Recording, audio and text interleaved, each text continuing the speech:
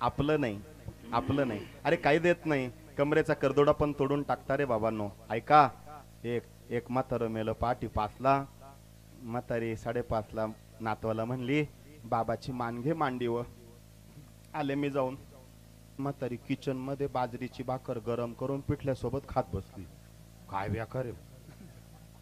फुल नेमका नातू मध्ये गेला, सहज पाणी प्यायला म्हणला, आजी काय डोक्यावर पडली का पोटावर? ती म्हणली पोटावरच पडले बाबा. बाबा मेला आणि तू खादडू राहिली, अगं काय अक्कल आहे का तुला? ती म्हणली, अरे रात्रभर जीव काढीत होतं, काच जेवण गेलं पोटात भर नाही बाबा, आणि 10 वाजता मौते, रडायला काय जोर तर पाहिजे ना.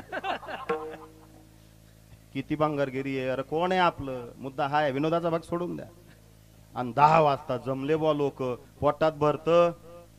मग अरे आमचा स्वर लागत नाही असा स्वर लागत होती तिथं. बरं नातेवाईक 1,500 लोक जमले, म्हातारं प्रतिष्ठित होतं.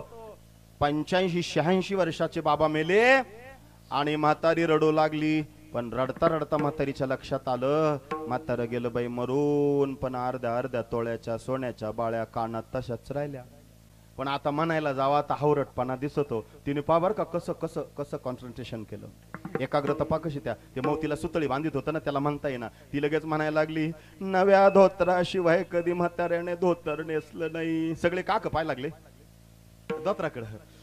इस्त्रीच्या सदऱ्याशिवाय कधी सदरा घातला नाही. सगळे काकड पाय लागले सदऱ्याकडं. हळूच म्हणली, बाई माझा राजा पगडी बांधून फिरायचा, कधी बिना पगडीचा गावात चौकात गेला नाही. सगळे काठ्याक पाय लागले पगडी क.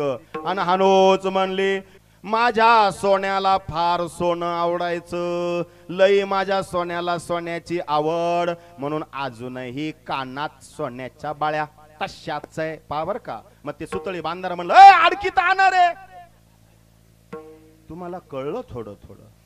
लक्ष द्या, कमवलेली संपत्ती आपली नाही,